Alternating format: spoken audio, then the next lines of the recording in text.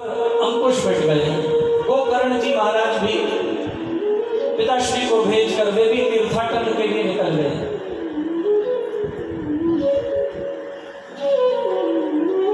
घर का माहौल ऐसा बनाओ कि घर में तीर्थ हो। घर को तीर्थ बनाना है कि घर में से इसलिए जाना है कि घर में इतनी अशांति है कि चलो तीर्थ ही जाए। आजकल घरों में इतनी अशांति, तीर्थों में भीड़ बढ़ गई है, लेकिन घर को तीर्थ बनाइए। घर में ऐसी शांति हो, घर में ऐसी ऊर्जा हो। महाराज कहते हैं राम नाम सब तीर्थ स्थान, राम राम जप परम स्थान, धोकर पाप ताप सब धूल, कर दे भय भ्रम को उन्मूल। आपका घर तीर्थ हो, जहां बैठ के नाम जप रहे हो वही तीर्थ हो जाए।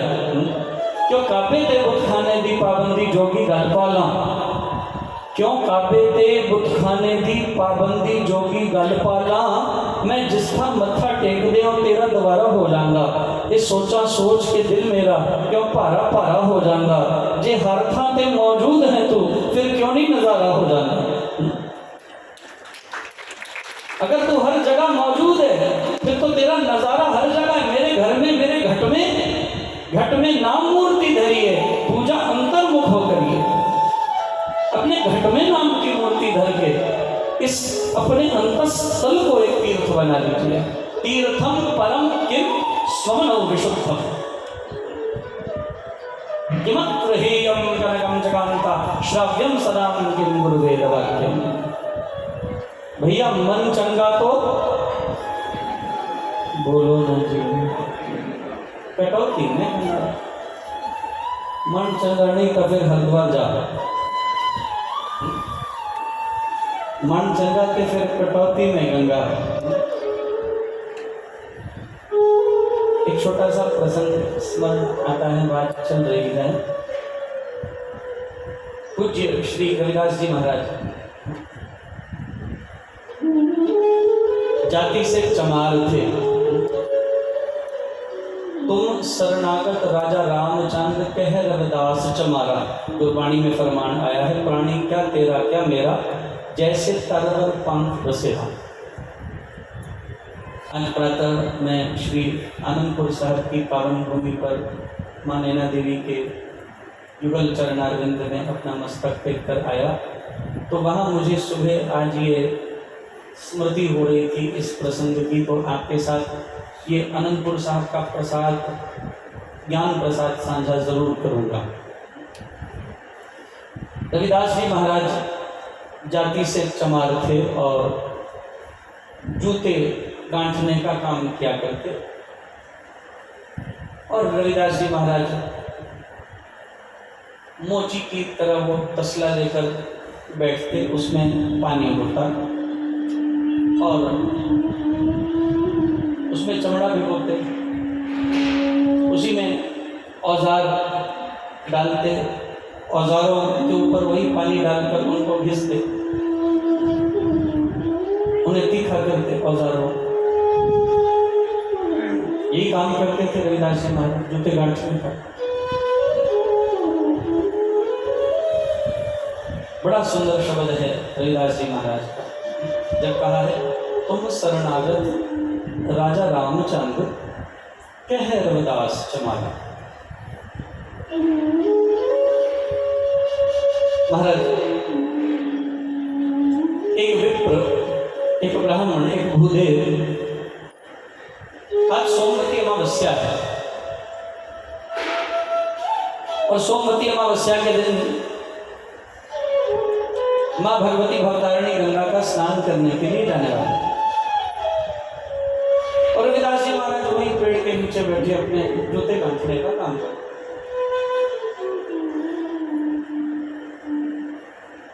तो पंडित जी निकल रहे थे, रविदास जी को देखा। रविदास जी ने बड़े प्रेम से कहा, पंडित जी राम राम, कैसे हैं, सब कुशल है? बोले अरे रविदास, कभी सोमवती अमावस्या स्नान करने भी हमारे साथ चलो। बोले महाराज ऐसे भाग्य कहाँ,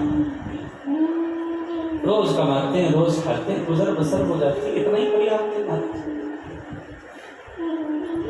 और हमारी गंगा तो यही है, अपने तसले में पड़े हुए पानी की और इशारा करते हुए बोले हमारी गंगा तो यही है। पंडित जी को थोड़ा क्रोध आया, बोले कहाँ गंगा, कहाँ तेरा ये गंगा चमड़े वाला काला, कहाँ गंगा, कहाँ चमड़े वाला। गंगा गया गल मुक्ति नहीं, भावें 100 गोते खाइए। गया गल मुक्ति नहीं, भावें 100 पांड पढ़ाइए। मक्का गया गल मुक्ति नहीं, भावें 100 जुमा पढ़ाइए। बुल्ले शाह गल मुक्ति तैनों जदों मैनू दिलों गवाइए। बात तो मैं मिटने की थी। और महाराज रविदास जी महाराज कहने लगे हमारी गंगा तो यही महाराज। गुस्सा आ गया पंडित जी, कहाँ गंगा, कहाँ ये चमड़े में भीगा गंदा पानी। बोले महाराज कृपा करना, हम तो जा नहीं सकते, आप मेरे नाम का गोता लगा देना,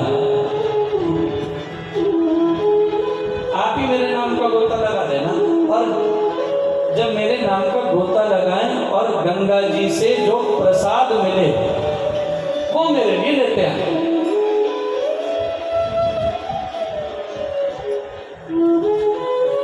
गंगा जी से जो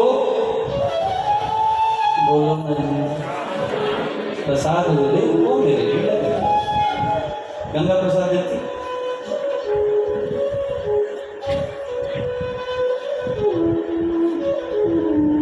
अनसुनी कर दी। पंडित जी चले गंगा जी क्या करना है, स्नान कर रहे थे। पहले तो भूल ही गए, फिर अचानक याद आया रविदास ने कहा था गोता लगाए, अच्छा रविदास का भी गोता मार लेते। रविदास जी का नाम लिया, डुबकी लगाई, अंजलि भरी गंगा जल से अर्घ देने के लिए।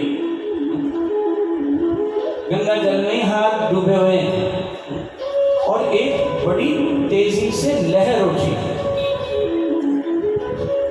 लहर में 2 सोने के रत्न जड़ित कंगन आकर रविदास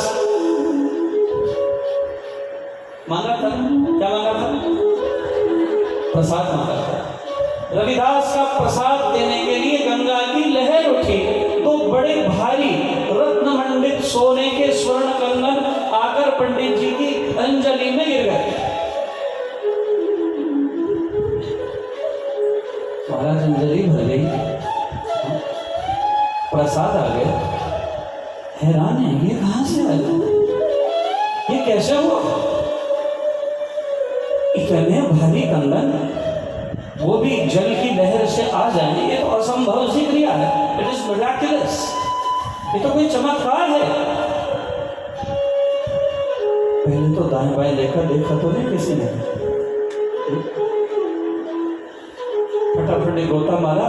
पहले कंगन छिपाया, कंगन छिपाकर पंडित जी हाथ अपने उदर पर कंगन दबाए हुए बाहर निकले। ठिठुरते हुए, जाड़े के दिन थे, पौष मास था। महाराज बाहर आए, मन में चोर आ गया, ऐसे कंगन कभी देखे ही नहीं। अच्छा आए किसके नाम से,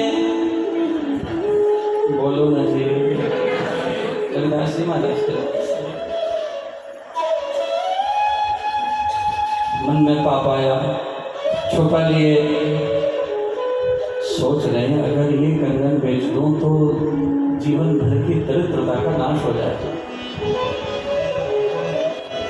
जीवन भर का दारिद्र समाप्त हो जाएगा।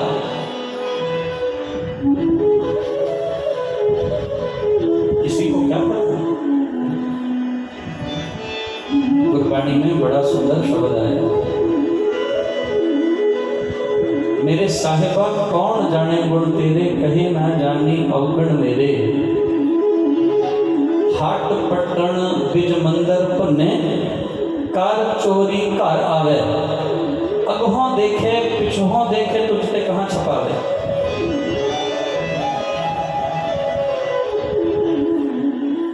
हाट बिज मंदर पन्ने, दुकान तोड़ दे,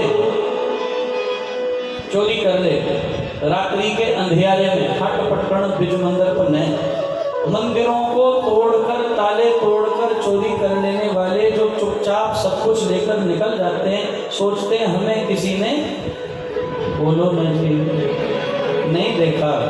वाणी क्या फरमान करती है, मत भूलो अगहों देखे पिछहों देखे, तुझते कहाँ छुपावे।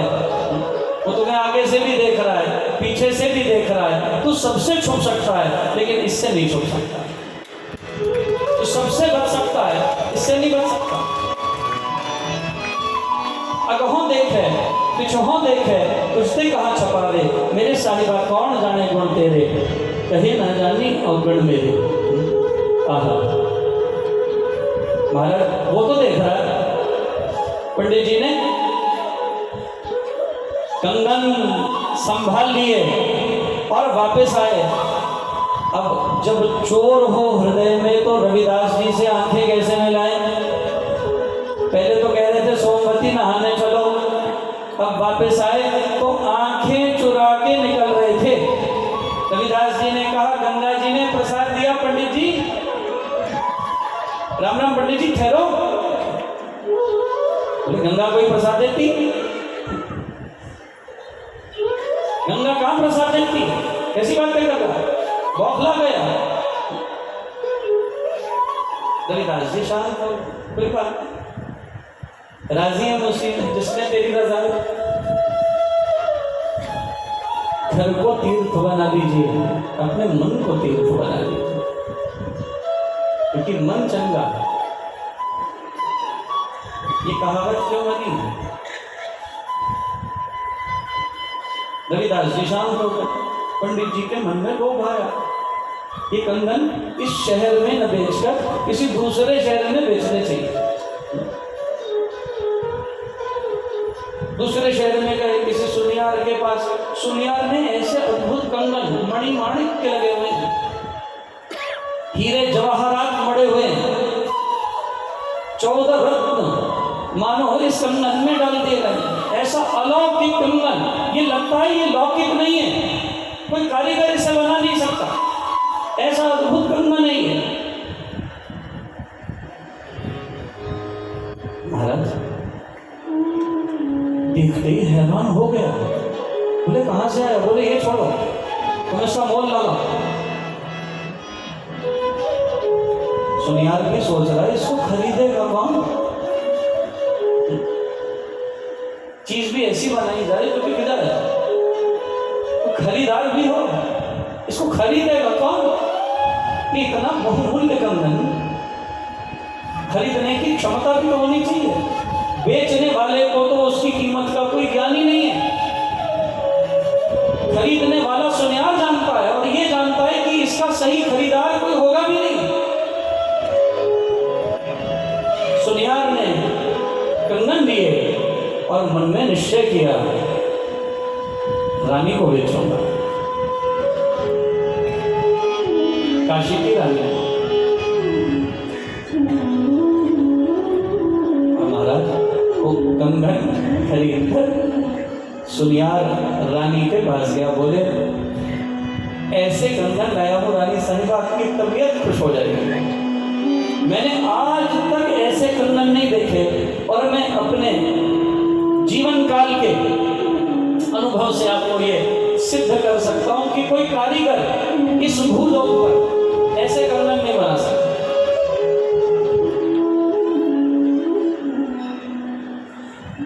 रानी भी हैरान हो, देखा प्रस्तुत करो। कंगन देखे, कंगन देखते ही रानी कहती है, बता सुनियार तुझे क्या चाहिए? मुंह बोली कीमत हो।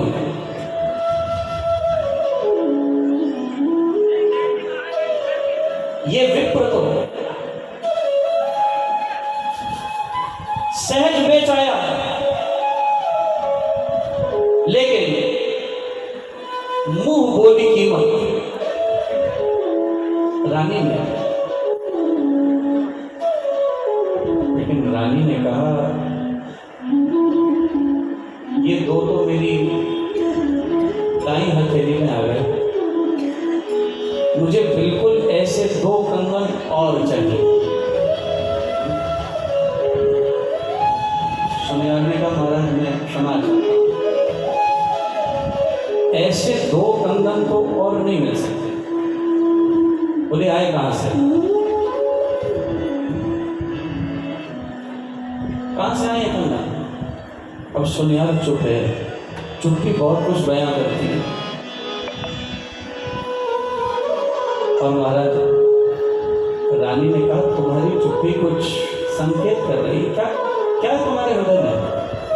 मैं तुम्हें अभय देती हूँ, सच सच बोलो, नहीं तो दंड प्राप्त होगा। सुनियार बोला महारानी क्षमा कीजिए, मैं आपको बिल्कुल सत्य बताता हूँ। एक विप्र मेरे पास आए थे, वो ये 2 कंगन लेकर आए थे और मेरे मन में भी इन कंगनों को देखकर लोग आया कि आखिर अगर इनको कोई और नहीं खरीद पाएगा, ये सोचकर मैंने तो इससे कई गुना कम दाम में खरीद लिए लोभ में। और हकीकत में मैंने आपको कहा कि ऐसा कोई इस धरती पर अपने अनुभव से मैंने आज तक कारीगर नहीं जाना जो इनको बना पाए। ये अलौकिक हैं महारानी। बोले जाओ उस विप्र से पूछो वो इन्हें कहाँ से लाया, उसे प्रस्तुत करो, हमें तो ऐसे 2 कंगन चाहिए। अब महाराज बात घूमती घूमती सुनियार से विप्र बढ़ गई। सैनिक विप्र के घर पहुंच गए। राजशाही से आमंत्रण आ गया, प्रस्तुत हो जाओ दरबार में। ये भूदेव वहां पहुंचे। रानी ने स्वयं प्रश्न किया, बताओ ये कंगन कहां से आए? बोला महारानी साहब मैं क्या बोलूं, पूरी मृत्युदंड दूंगी यदि सत्य नहीं बोले तो। सत्य बताओ ये कंगन कहां से आए? सारी कथा सुनाई। बोले महारानी साहब मैं तो जा रहा था सोमवती अमावस्या स्नान करने, रविदास जी को कहा कि तुम भी चलो, तो उन्होंने कहा हमारी गंगा तो यही है। जब मैंने बार बार कहा, उन्होंने कहा मेरे नाम का भी गोता लगा लेना, गंगा जो प्रसाद मेरे नाम का दे वो प्रसाद देते आना। मैं तो अर्घ देने के लिए अंजलि भर के खड़ा था और लहर उठी और मेरे अंजलि में ये 2 बेशकीमती कंगन रविदास के नाम से डाल गई। उसी के नाम का गोता था, उसी के नाम का प्रसाद था। मेरे मन में लोभ आ गया, लालच आ गया, इसलिए मैंने जाकर सुनियार को बेचे, सुनियार ने आपको बेचे और ये मुसीबत आन पड़ी है। ये कंगन हकीकत में गंगा जी की कृपा से, उनकी कृपा लहरी से प्राप्त हुए हैं। ये सत्य है, सर्वथा सत्य है। बोली मुझे तो ऐसे कंगन चाहिए, जाओ गंगा से वो कंगन फिर ला के दो। पंडित जी ने कहा महारानी हमारी इतनी औकात था, हम गंगा जी के पास जाएं और जाकर फिर वो कंगन प्राप्त करें? ये तो कोई कर सकता है तो सिर्फ रविदास कर सकते हैं। ये करने की योग्यता किसी के पास है तो केवल और केवल रविदास जी महाराज के पास है। तो महाराज बोले रविदास जी को बुलाओ। रविदास जी के पास महारानी का आमंत्रण गया। महारानी ने बुलाया। बोले क्यों बुलाया? बोले उसे वो प्रसाद चाहिए जो गंगा जी ने आपके नाम से दिया था। रविदास जी ने कहा अच्छा पंडित जी बीच में गड़बड़ कर गए, कोई बात नहीं, लेकिन मैं तो कहीं जाने वाला नहीं। मांगने वाली को कहो कुछ चाहिए तो मेरे दर पे आए। मांगने वाली को कुछ चाहिए तो कहो मेरे दर पे आए। रानी तक ये बात पहुंची। एक चमार, एक फकीर, जूते गांठने वाला, जूते गांठने वाला नहीं है, सृष्टि का अधिपति है महाराज। ये तो सृजनहार की संज्ञा में आता है। परम शिरोमणि संत कुल दिवाकर रविदास महाराज। बोले उसको कहो मेरे पास आए।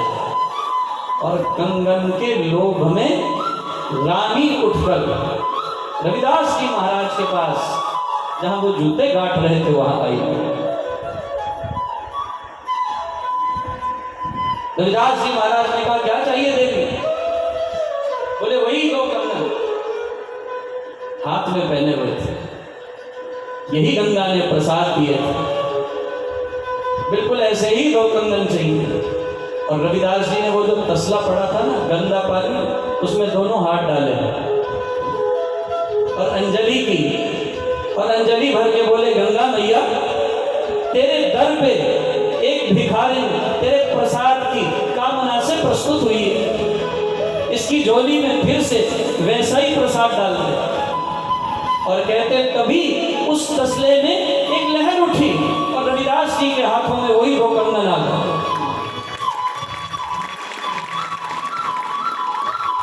और काशी की महारानी को रविदास जी महाराज ने उन दो स्वर्ण कंगनों का दान दिया और तब उच्चारण किया, मन चंगा बोलो ना भैया, जरा जोर से बोलिए, मन चंगा तो बोली रविदास जी महाराज की। ऐसे अद्भुत करने वाले संत श्री रविदास जी महाराज। बदलती धारा, बोले ये भिखारिन तेरे दर पर तेरे दर का प्रसाद मांगने आई है मां, मन चंगा तो कटौती में गंगा।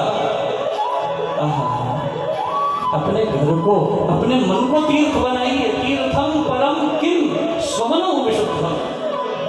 अपना शुद्ध मन सबसे बड़ा तीर्थ है, हमें तीर्थ जाने की जरूरत नहीं, हमारा घट ही तीर्थ बन जाए। मुद मंगलमय संत समाजो जो जग जंगम तीर्थ। आत्मदेव तो गए, गोकर्ण भी गए और ये धुंधकारी मुक्त हो गए, अंकुश रहित हो गए, अनाचार करने लगा। पिता के चले जाने के बाद धुंधकारी धुंधुली को और अधिक पीड़ा पहुंचाने लगा। पितृ परते तेन जननी ताड़ता भ्रशम पवित्रम तिष्ठति ब्रूहि हनिष्ये लतयाम नचे। कहां रखा है छिपा के धन बता। मारता पीटता हर समय कलह से तंग आई हुई धुंधुली ने एक दिन कूपे पातः कृतौ रात्रे तेन सा निधनम गतः। अर्धरात्रि के समय जाकर कुएं में छलांग मारकर आत्महत्या कर दी, आत्मदान कर दिया। और धुंधुली ने निष्कपट अपने पति से छल किया था, फल स्वयं न खाकर दूसरे के पुत्र वनशंकर को अपनी संतान बनाकर भ्रमित किया था। उसके साथ में ऐसा व्यवहार उसी के कर्म के अनुसार उसका फल उसे मिला। न भुक्तम क्षीयते कर्मः जन्मकोटि शतैरपि अवश्यमेव भोक्तव्यम कृतः कर्म शुभाशुभ। अच्छे बुरे का फल यही मिल जाता है भैया, ये कहीं और जाकर भोगना नहीं पड़ेगा, सारे हिसाब किताब यही बराबर हो जाने वाले हैं। और जो करता है वही भरता है प्राणी, इसलिए सावधान रहिए कर्म करते हुए। धुंधुली को वो सारे फल यही मिल गए। कर्म प्रधान विश्व रचे राखा, जो जस कर रही सो तस फल जाए। और महाराज गोकर्ण जी महाराज भी नहीं, मां भी चली गई। ये धुंधकारी तो वैश्याओं को घर में लाने लगा। एक नहीं 5-5 वैश्याएं। कौन कौन सी? शब्द स्पर्श रूप रस गंध। हमारा भी विषय व्यवहार इनके साथ चलता जाता है। कहीं हम ऐसे न बन जाए इनसे ऊंचे उठे। कुरंग मातंग पतंग मीन भंग हतः एक पंचभिरैव पंचः। भगवान शंकराचार्य ने कहा इन 5 वैश्याओं के साथ हमारा संयोग हो गया धुंधकारी का। कौन है ये? बड़े ध्यान से सुनना। भगवान शंकराचार्य कहते सबसे पहले कुरंग हिरण,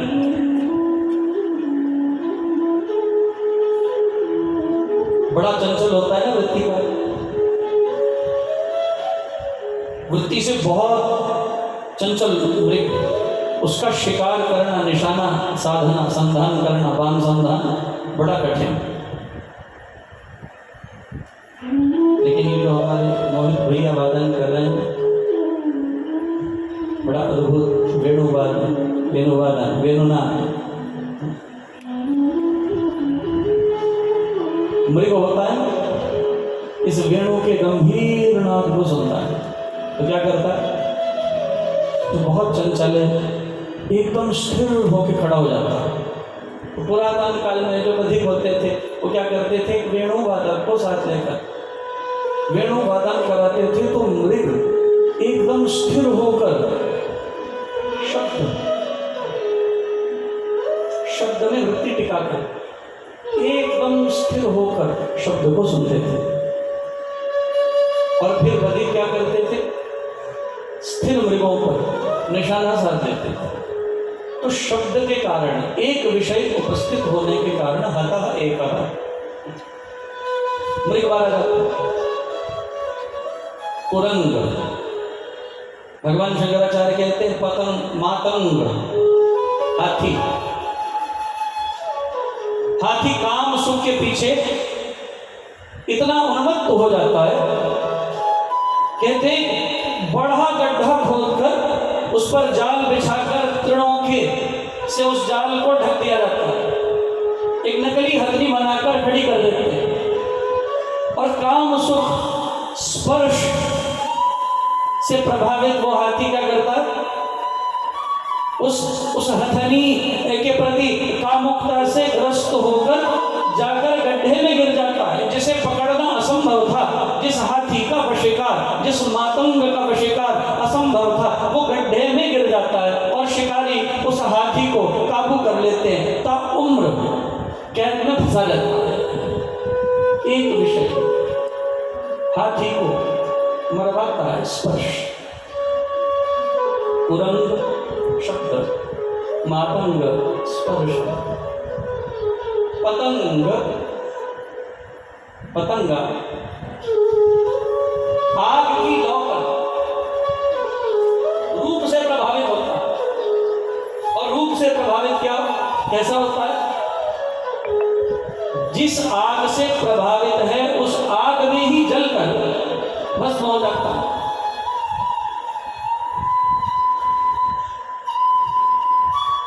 तो रूप ने एक विषय है हमारा, कुरंग, मातंग, पतंग, मीन, भृंग, हतः एक। मीन मछली, मछली जो होती है जल के भीतर दिखाई भी नहीं देती, पता ही नहीं है भी कि नहीं, लेकिन बेट लगाते हैं, कीड़ा बांध देते हैं धागे से। हमारे एक संत हैं, कल आएंगे, आज आना था उनको लेकिन कल आएंगे। वो एक दोहा सुनाया करते हैं, एक कीड़े को पकड़कर बांध दिया और फेंका, मछली आई उसे खाने के लिए, तो कीड़े ने मछली को ज्ञान दिया।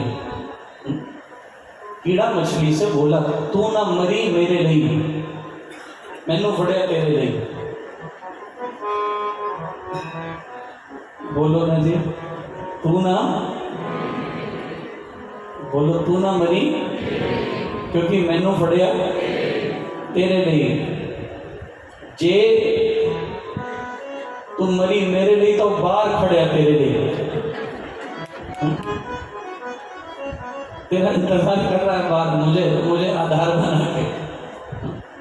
वो मछली तो दिखाई भी नहीं देती, दिखती भी नहीं, पकड़ने भी नहीं आ सकती, लेकिन रस के कारण, एक विषय के कारण वो मछली मृत्यु को प्राप्त होती है।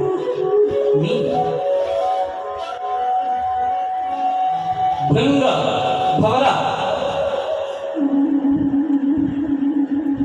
जो भंवरा काष्ठ में छेदन की योग्यता रखता है, वो भ्रमर कोमल पंखुड़ियों में कमल की उसकी पराग पर मतवाला कोमल कमल की पंखुड़ियों में बंद हो जाता, लेकिन काष्ठ में छिद्र की क्षमता रखने वाला भवरव वे उन कोमल पंखुड़ियों में कमल की छेद नहीं करता, बाहर नहीं आता। क्यों? एक विषय गंध। और भोर में जब कमल खुलते हैं, बंद कमल, उनका उपभोग करने के लिए हाथी आते हैं, इसीलिए गज्जहार भी कहा जाता है। वो भवरे मृत्यु को प्राप्त हो जाते हैं एक विषय की उपस्थिति से। भगवान शंकराचार्य ने गिनाया 5 विषय हैं, 5 जीव हैं। हिरण है मारा गया शब्द के कारण, वेणुनाद के कारण। हाथी है मारा गया स्पर्श के कारण। पतंगा है मारा गया रूप के कारण। मछली है मारी गई रस के कारण। और भवरा है जो मारा गया गंध के कारण। भगवान शंकराचार्य कहते हैं इनमें तो एक एक विषय मौजूद था, कि फिर भी मारे गए। हिरण में केवल एक ही विषय मौजूद था, शब्द। उसमें स्पर्श रूप रस गंध मौजूद नहीं थे, वो फिर भी मारा गया। हाथी में एक ही विषय मौजूद था, स्पर्श। उसमें शब्द रूप रस गंध मौजूद नहीं था, वो फिर भी मारा गया। लेकिन ऐ प्राणी, तेरे में 5 विद्यमान है। अतः एक पंचभिरैव पंचम। हमारे में तो 5 विषय, शब्द भी है, स्पर्श भी है, रूप भी है, रस भी है, गंध भी है।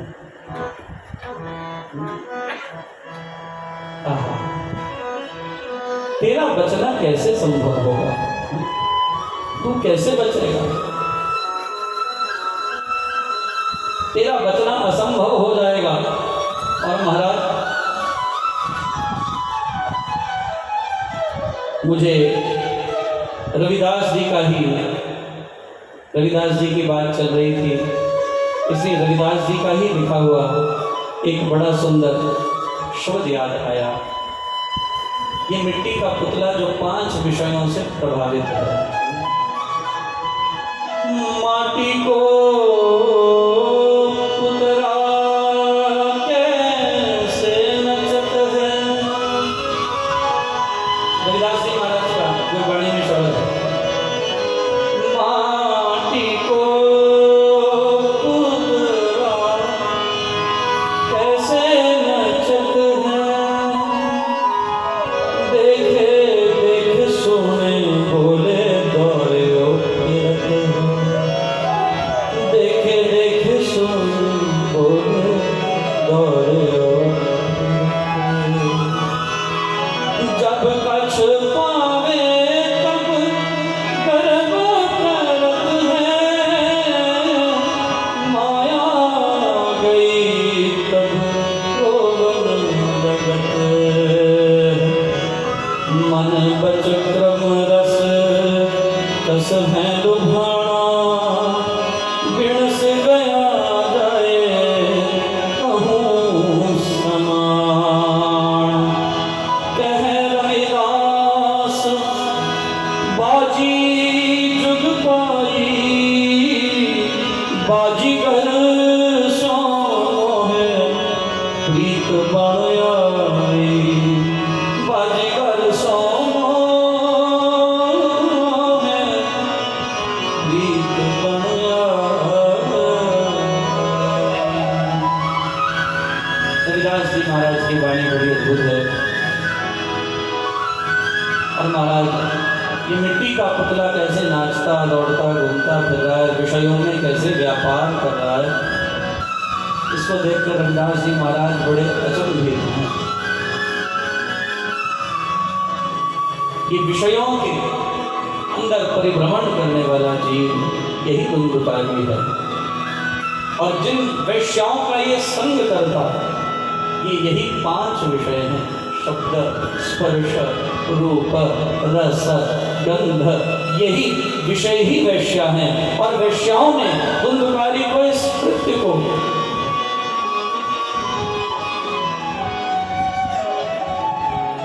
इससे धन ऐंठने के लिए इसे बढ़ावा देता, इसका ह्रास, इसका दुरुपयोग। और महाराज ये भी वेश्याओं की पूर्ति करने में लगा रहा। माटी को पुतरा कैसे नचत है, देखे देखे सुने दौड़ियों को, ये इन वेश्याओं की ही पूर्ति में लगा रहा। और हम भी तो ऐसे ही धुंधकारी जीव हैं जो इन वेश्याओं की ही पूर्ति में लगे हुए। जीवन के बड़े लक्ष्य को कभी जान ही ना पाए, समझ ही ना पाए। और महाराज ये चोरी करता है और वेश्याओं को ये भय हो गया, अब तो ये किसी दिन पकड़ा जाएगा और हम इसके साथ मरेंगे। इसके पकड़े जाने पर हमें भी कारावास आदि का कष्ट भोगना पड़ेगा। राजदंड के भय से भयभीत होकर इन वेश्याओं ने इस धुंधकारी को खूब मदिरा का सेवन कराया और नशे में पड़े हुए धुंधकारी को इतिता निष्ठया कृत्वा सुप्तम संबद्ध रश्मि भी रस्सियों से बांध दिया और इसको मारने लगे। इसकी जीवन लीला को समाप्त करने का प्रयास करने लगे। और जब ये नहीं मरा तो महाराज इसे फांसी के फंदे पर डालकर लटका दिया। इसके प्राण तब भी नहीं निकले। और महाराज तब तो इन वैश्याओं ने इसे उतारा और ये 5-5 वैश्याएं एक कहने लगी, एक काम करते हैं, ये ऐसे नहीं मरेगा। खोलते हुए अंगार लेकर इसके मुख में डाल दिया जाए, कि कभी हमारा अपनी जिह्वा से नाम न ले पाता। धुंधकारी को पकड़ा और खोलते हुए अंगार लाकर धुंधकारी के मुख में डाला। दूसरी बोली, नहीं, यह आंखों से पहचान जाएगा, इशारा कर देगा अगर बचकर। इस दुष्ट का प्राणांत होना ही चाहिए। और महाराज दूसरी गई, उसके पूरे मुख पर खोलते हुए अंगारों को डालकर तड़पते हुए धुंधकारी को मृत्यु पर्यंत उसको पकड़े खाने रही और धुंधकारी छटपटाकर मृत्यु को प्राप्त हुआ। और सूजी महाराज कहने लगे, इस पापाचारी के मृत्यु को प्राप्त हो जाने पर इसको प्रेत योनि की प्राप्ति हुई। धुंधकारी बभूवा महान प्रेत विकर्मतः, भूख प्यास से व्याकुल ये एक प्रेत में परिणित हुआ, जिसकी सदगति नहीं हुई, अकस्मात मृत्यु हुई। और महाराज इधर गोकर्ण जी महाराज कुछ समय बाद जब लौटे, पता चला कि सारा घर बिखर गया। एक संत की बात मानी होती तो सारा घर संभला होता। उस सकारात्मकता के फल को प्राप्त करके उसको संभालने की क्षमता आ गई होती तो सारा घर संभल जाता। हम साधुओं के पास उनकी बात मानने नहीं जाते, सिर्फ मत्था टेकने जाते हैं। चाहते तो अपने ही मन की, उनकी भी सुनते। काश उनकी सुनते तो ये नौबत ही ना आई होती, ये घटक ही न घटे होते। सारा घर बिखर गया, पिता गया, मां गई। वैश्याओं ने पता चला, भाई की भी हत्या कर दी, बड़े दुखी थे। गया जी में जाकर श्राद्ध कर्म किए, पिंडदान किए और कुछ समय बाद अपने नगर में घूमते घूमते आए लोगों ने बताया, आपका भाई प्रेत बनकर नगर वासियों को कष्ट प्रदान करता है। गोकर्ण अपने घर के स्थान पर जो टूट फूट गया है वहां जाकर बैठे, गायत्री का जप करने लगे। और जब गायत्री जपने लगे तो ये धुंधकारी प्रेत बनकर ये विभिन्न रूपों को धारण करके बार बार अपने भाई के सम्मुख आने लगा। पहचान नहीं पा रहे थे कौन है ये। अभिमंत्रित जल का छींटा दिया तो महाराज ये अभिमंत्रित जल क्यों रखते हैं?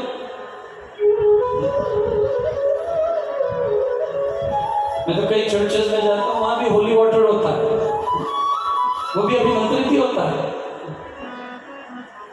हमारे पूर्व के तीर्थ स्थलों को जल के सन्निकट सरोवर बनाया जाता, किसी जल स्रोत के सन्निकट उसकी वो सारी होती, उसका निर्माण होता। क्यों? फास्टेस्ट कंडक्टर ऑफ इलेक्ट्रिसिटी क्या है?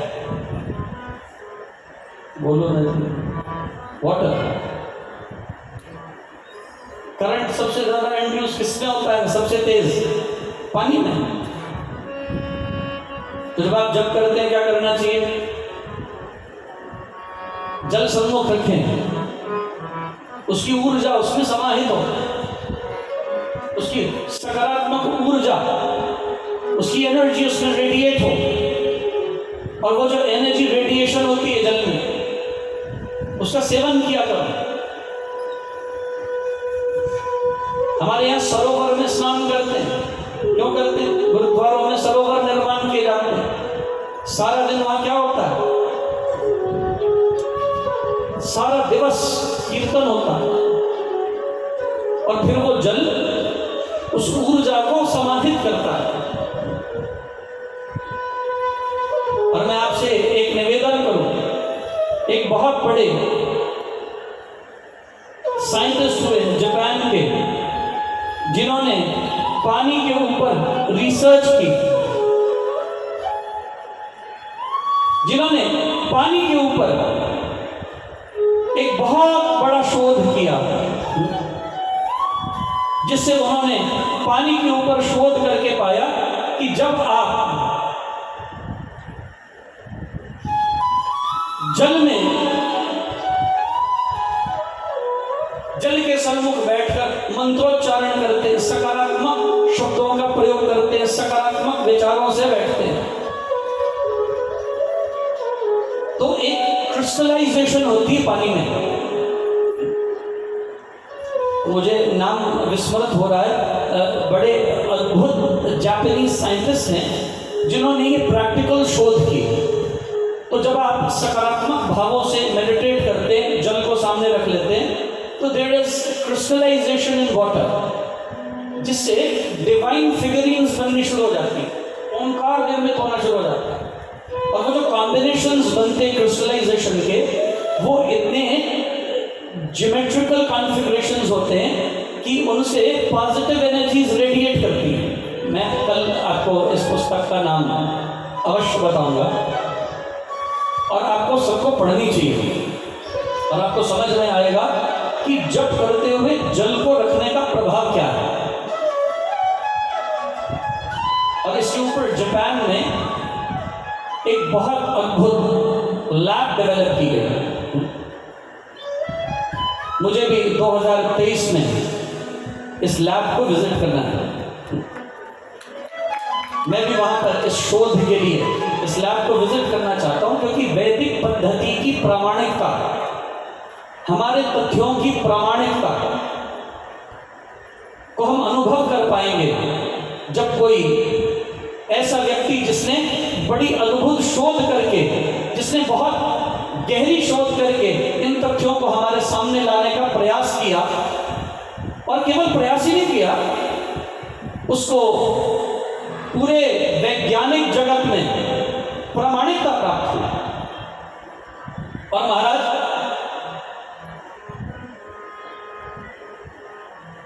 जल जब आप इसके सम्मुख दुष्ट विचारों से बैठते हैं, नकारात्मकता से बैठते हैं, जब आप इसके सम्मुख क्रोध, काम, लोभ, मोह, अहंकार से बैठते हैं, तो ये बड़े अद्भुत शोध के अंतर्गत ये वैज्ञानिक लिखते हैं, उसमें कुरूप आकृतियां निर्मित होनी शुरू हो जाती है, उसकी क्रिस्टलाइजेशन बिगड़ जाती है, उसकी ज्योमेट्रिकल फिगर्स विखंडित हो जाती है। इस जल का बड़ा प्रभाव है, गहरा प्रभाव है। इसलिए जब जप करो क्या करना चाहिए, एक पात्र में, एक शुद्ध पात्र में अपने सम्मुख जल रखो और फिर जप करो। और जल जब अभिमंत्रित हो जाए, आपकी जप की ऊर्जा से युक्त हो जाए, तो उस जल का सेवन करो। अच्छा, वो जल कहाँ मिश्रित होता है? आपके शरीर में, आपके रुधिर में, और फिर शरीर की शुद्धि उस जल से होती है। बड़ी सुंदर पुस्तक है, मैं उसका नाम विस्मृत हो गया, मैं कल आपको उसका नाम अवश्य बताऊंगा। अब वो हिंदी में भी प्रकाशित होने लगी है। बहुत अद्भुत बात यह है कि अब उसकी इंग्लिश वर्जन ही नहीं, अब उसकी हिंदी वर्जन भी उपलब्ध हो गई सभी की सुविधा के लिए। वो अभिमंत्रित जल का छींटा दिया, और जब अभिमंत्रित जल का छींटा दिया, वो प्रेत बोला, अहम भ्राता त्वदीयोऽस्मि दुंदुकारी नामतः। हे भाई, मैं तुम्हारा भाई दुंदुकारी हूँ, तुम दया करके मुझे इस प्रेत योनि से मुक्त करो। तो कर्ण जी महाराज बोले, तो दत्तम तो गया पिंडो मया दत्तो विधानतः। मैंने तो तेरे लिए गया जी में जाकर पिंडदान किए, विधिवत श्राद्ध किया, फिर भी तेरी मुक्ति नहीं हुई। दुंदुकारी प्रेत बना हुआ बड़े गंभीर कथन बोला, कया श्राद्ध शतै नापि मुक्ति में न भविष्य। हे भैया, एक बार क्या, तुम मेरे निमित्त यदि शतै नापि 100 बार भी यदि जाकर कया जी में मेरे नाम से श्राद्ध कर दोगे, मेरी मुक्ति तो भी संभव नहीं है। अब कोई दूसरा उपाय सोचिए, क्योंकि मेरे से जो अपराध मेरे जीवन काल में हुए, उसके लिए किसी भी सत्कर्म द्वारा मेरी अभी सदगति मुझे दिखाई नहीं देती। उसकी प्रार्थना पर गोकर्ण जी महाराज, जो सूर्यदेव के उपासक थे, तुभ्यं नमो जगत साक्षिण ब्रूहि में मुक्ति हेतुकम्, सूर्यदेव से प्रार्थना करने लगे, इस प्रेतात्मा की मुक्ति का उपाय आप ही बताइए। और कहते हैं तब सूर्य का आवाहन करने पर गोकर्ण जी महाराज को ये प्रेरणा प्राप्त हुई कि श्रीमद् भागवत सुनने से ही इसकी मुक्ति हो सकती है। श्रीमद् भागवतान मुक्ति ही सप्ताह वाचन करो, श्रीमद् भागवत का आयोजन करो तो इसकी सदगति निश्चित होगी। और बंधुओं, गोकर्ण जी महाराज ने तब बड़े भाव और प्रेम से श्रीमद् भागवत की कथा का समायोजन किया और एक बांस गाड़ दिया, जिस बांस की मैं बात कर रहा था, इसकी 7 गांठें थी, 7 ग्रंथियां थी जिस बांस की। वो 7 गांठों वाला बांस गाड़ दिया और श्रीमद् भागवत को सुनाना प्रारंभ किया और अपार जनसमूह एकत्र हुआ और प्रेत बना दुंदुकारी भी 7 गांठ के बांस में एक छिद्र में आकर बैठकर उसमें से आकर कथा सुनने लगा, कथा श्रवण करने लगा। हम भी तो इस 7 गांठ वाले बांस में ही बैठे हैं, शरीर की हड्डी में स्पाइनल कॉर्ड है ना, बांस ही तो है। और कौन सी गांठें हैं? शब्द, स्पर्श, रूप, रस, गंध, राग और द्वेष, 7 गांठें।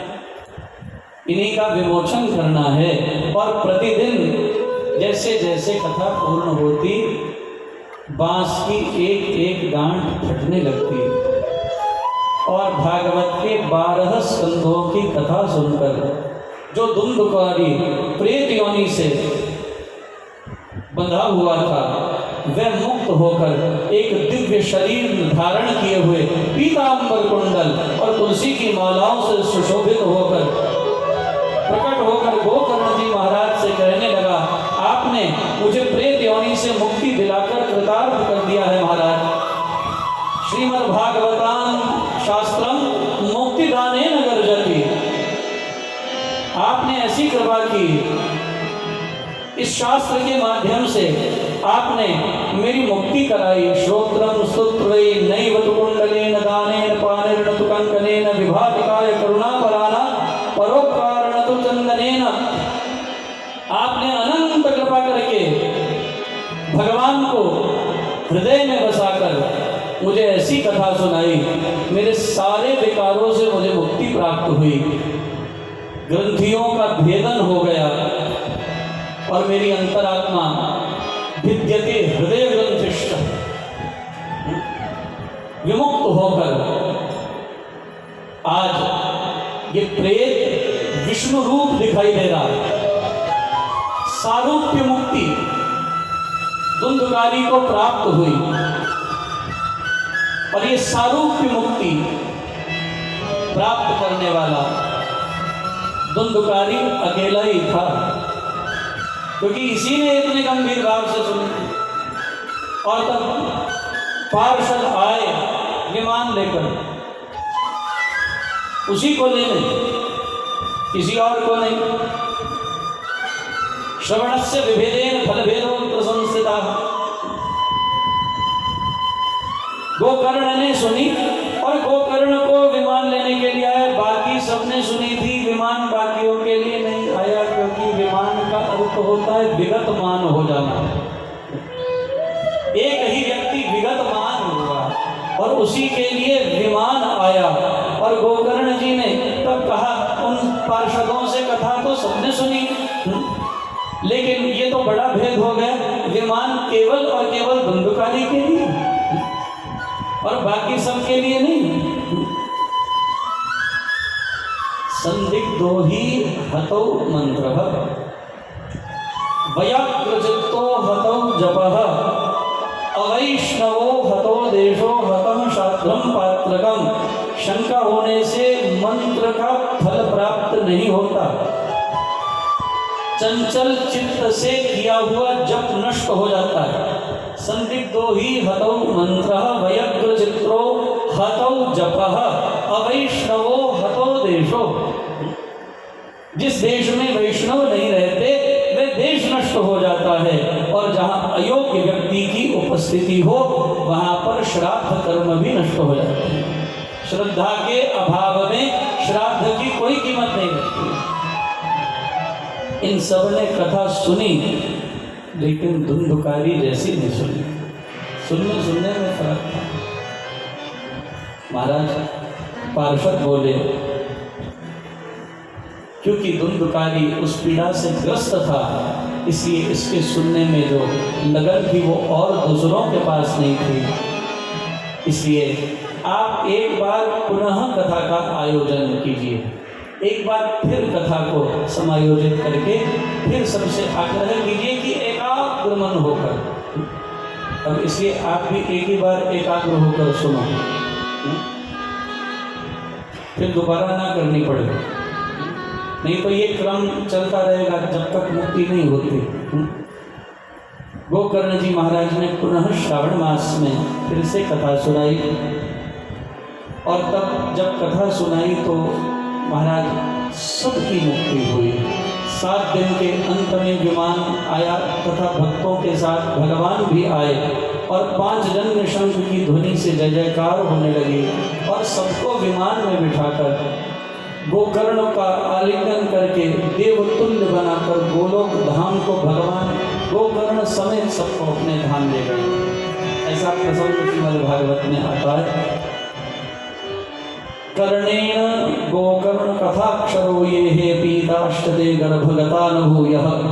कथा का एक अक्षर भी जिसने सुन लिया वो पुनः इस श्लोक में दोबारा नहीं आएगा। ये श्रीमद् भागवत का अटल कथन है। कर्णेन गोकर्ण कथाक्षरो ये पीतष्टते गर्भगतानुभूयः। फिर वो दोबारा माँ के गर्भ में नहीं आता। ऐसा श्रीमद् भागवत का अटल संदेश और बंधुओं, जीवन में इस कथा को अपना आधार बना लो और कथा में मत बैठो, कथा को अपने में बिठा लो। कथा आप में बैठ गई फिर बात बन जाएगी। जब तक कथा हमारे में नहीं बैठी तब तक ही बात नहीं बन रही। कथा हमारे में बैठ गई बात बन जाएगी। और इधर नारद जी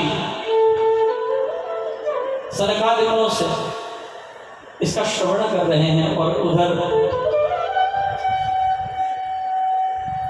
ज्ञान वैराग्य को जगाने के लिए, इनको फिर से सचेत करने के लिए जो अचेत हो गए, ये प्रयासरत हैं।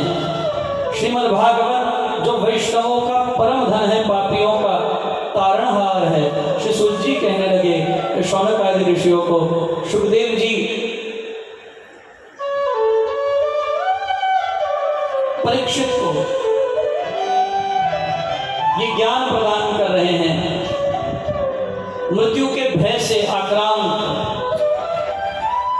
इति लंघति मर्यादं तक्षकः सप्तमे धने। तक्षक दंश से जिसकी 7वें दिन मृत्यु होने वाली है, उस परीक्षित को साक्षात सुखदेव जी महाराज का यम प्रवदंतम अनुपेतम नित्यम वही पायनों में रहता कर आजभावम वही वितमयतया करवो विनेन्दु स्तंभूत हृदयम मुनिमानतोस्मि। ऐसे सुखदेव जी महाराज के पावन श्री चरणारविंद में बैठकर ये ज्ञान प्राप्त करने का अवसर मिल रहा है। ये अनेक घाटों पर प्रसंग चल रहे हैं श्रीमद् भागवत के।